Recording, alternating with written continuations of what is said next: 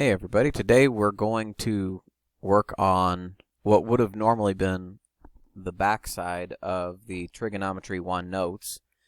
Obviously, because of the situation we're in, we're breaking it up into a couple of days, and we're going to do 10 of them together. You're going to do 10 of them on your own, and we're going to see how we end up. So this is actually a continuation of the previous video. So if you're wondering why it started on number 17, that would be the reason. So we're going to do the evens together, you're going to do the odds on your own, and we're going to see how we end up. Alright, so we'll start with number 18 then. Would a triangle with the following sides be acute, right, or obtuse? So we talked about the Pythagorean Theorem. So obviously a squared plus b squared equals c squared. The problem is that formula only works for right triangles. So, if it's a right triangle, then that formula will be true. But if it is not a right triangle, then that formula will not be true. So you can actually sort of take that formula and you can manipulate it a little bit. And you could say something like, well, what happens if a squared plus b squared is greater than c squared? Well, we learned on Friday that if a squared plus b squared is greater than, then that means the triangle is acute. And the cheesy phrase was GTA or Grand Theft Auto or whatever you want to call it. I don't really care.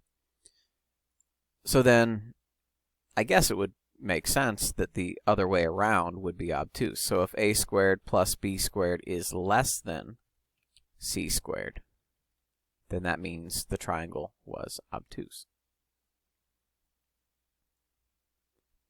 Okay, so those are our three possibilities. So we're going to start right here with number 18, and we're just going to say 15 squared plus 20 squared, and then we don't actually know what sign we're going to use, so we'll just put a little hole in that spot and we'll just figure it out. So 225 plus 400 and 625. Wait a second. We have 625 on both sides. That means they were equal.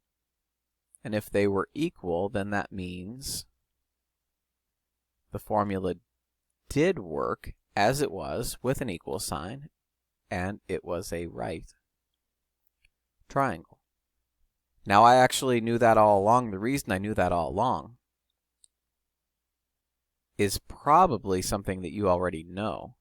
So remember, the most common right triangle is the 3, 4, 5. So it turned out 15, 20, and 25 were actually just 3, 4, 5 times 5. 3 times 5 is 15, 4 times 5 is 20, 5 times 5 is 25. It turns out the Pythagorean Theorem works for any multiple of any of what they call Pythagorean triples. So if you take 3, 4, and 5 and you multiply them all by any number, then it will still be a right triangle. So just throwing that out there just for your information here as we go through. It might save you some time later. All right, number 20. So 22 squared plus 33 squared, and then we don't know if it's going to be greater than, less than, or equal to, so we'll just throw it out there and we'll find out. All right, so 484, then 1089, and then 1936. Whoo boy. All right, so let's take a look. That's going to be 1,500. Okay, that's clearly going to be less than. And according to our rule, if it is less than, that was an awful less than symbol, I'll tell you what, but that's okay. It's going to be obtuse.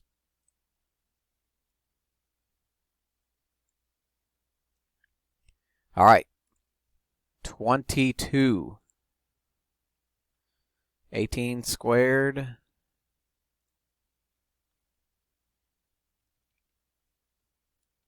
plus 80 squared, and then we'll put a blank in there for 82 squared. All right.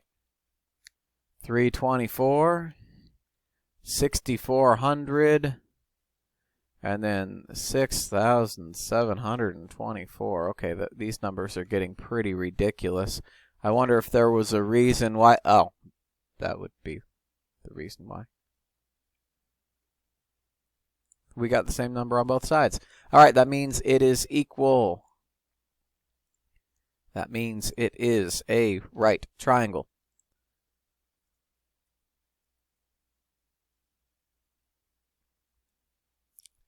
Now, you probably did not know this, but the Pythagorean triple 9, 40, and 41 was the one that created that one. And then you could just multiply by 2, and you could create 18, 80, and 82. So, anyway, the more of those Pythagorean triples you know, the better off you'll be. If you want to just write down a few, you got 3, 4, 5, 5, 12, 13. We got 7, 24, and 25, 9, 40, and 41. Those are all good ones. Those are all ones that come up a whole lot. All right, 24, 16, 18, and 30.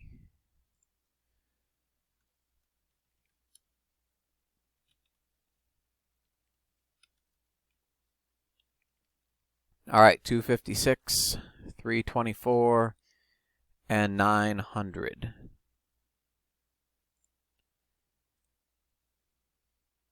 All right, so that's going to be 580, which is definitely less than 900. Which means this is going to be obtuse.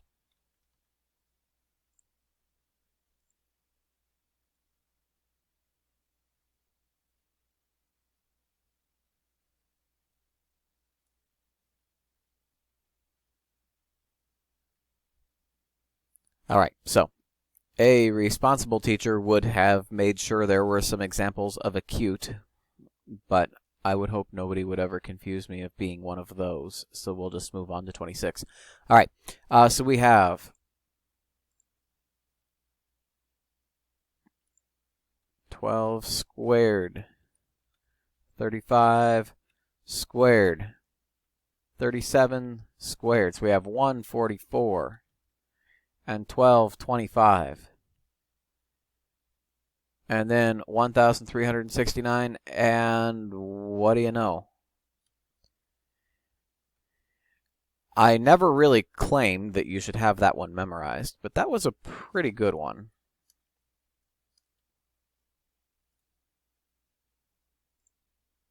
So once again, these are equal, and we have a right. So we have right, obtuse, right, obtuse, right. So we didn't get to use our acute rule at all. Keep that in mind because that means it'll probably come up a couple times on the odd-numbered problems. So, all right, let's keep on going here. Oh, the pickles problem is an odd problem. Oh, well, I guess you'll have to check it out for yourself. Find the missing hypotenuse and write your answer as a simplified radical. If you remember the previous patterns, now when I say that, what I mean by that is what we learned before about special triangles. If you remember those, then you can use them without having to do the process. So I am going to pretend that you don't and go through the work so that you can pick up on it, and then hopefully by the time you have to do the work on your own, you'll remember. All right, so we have 25 plus 25 equals 50, and that equals c squared. Now, I had told you before on the front side that you could write your answer to the nearest tenth, but this time it said simplified radical. Part of that is because that's something that you need to practice, and part of that is because it's the only way you're going to remember the pattern.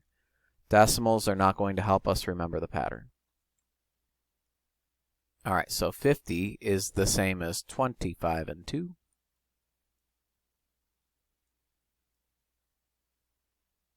And then we have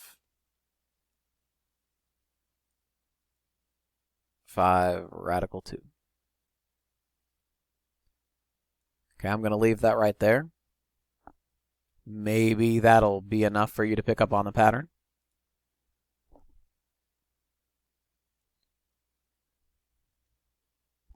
Maybe it won't. We'll figure it out. let's go to number 30. So now we are going to do the same idea. So 3 squared plus 3 squared equals c squared. So that's 18. 9 plus 9. I'm not going to bother showing extra work on that one. When we take the square root of both sides, the square root of 18 is really just the square root of 9 times the square root of 2,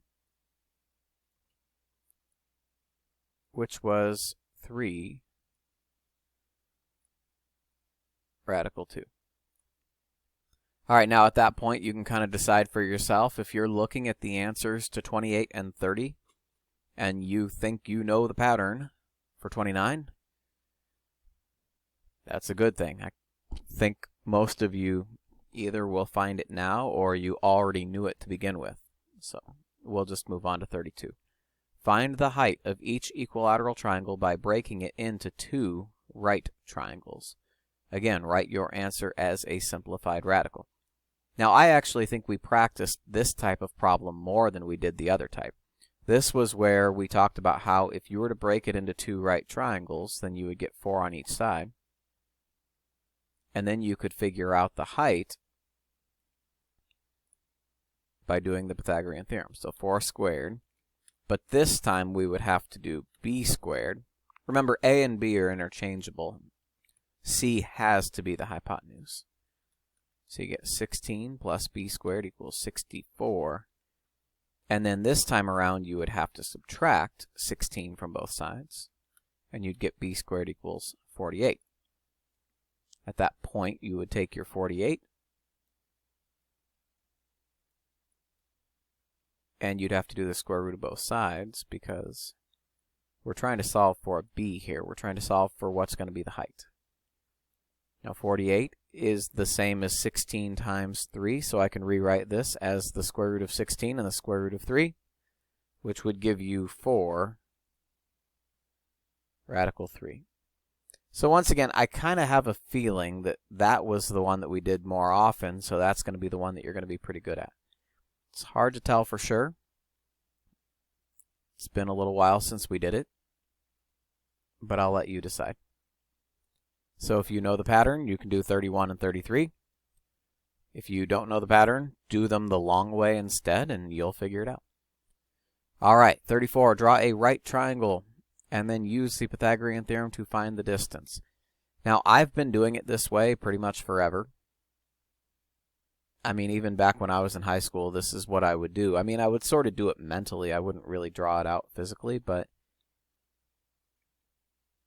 it's definitely something that I prefer over the distance formula. So let's do what it says to do. Draw a right triangle with a hypotenuse connecting the given points. So from here, it doesn't really matter which right triangle you use.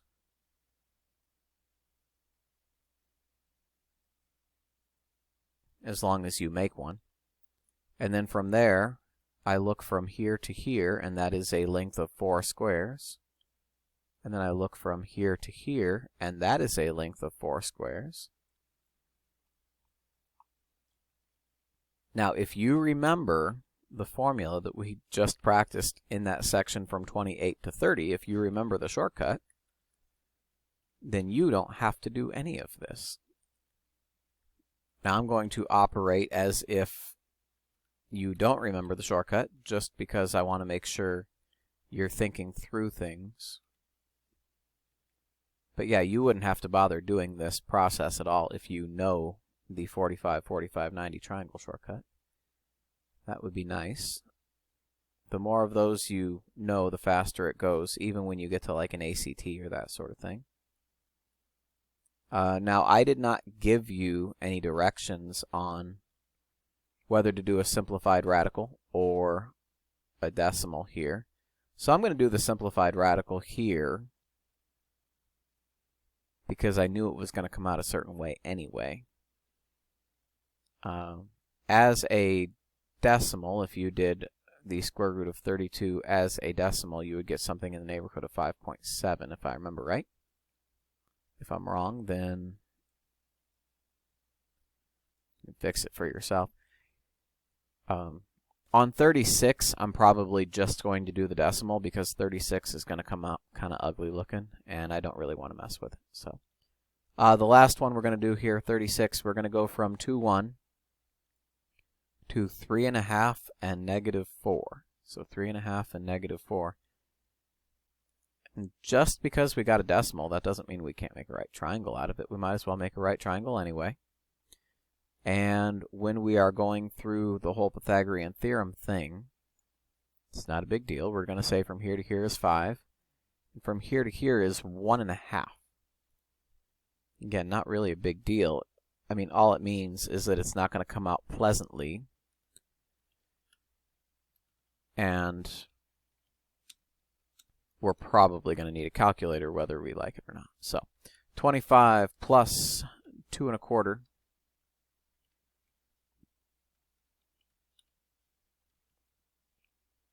equals c squared. All right, so we got 27.25 equals c squared.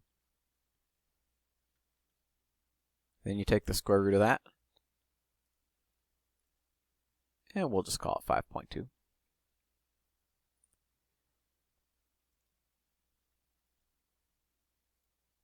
Now, if you're wondering what it would be as a simplified radical, that would be quite a bit longer of a process. The best way to do that one would have probably been just to use fractions here, because 2.25 is 9/4, so you'd have like 100/4 plus 9/4.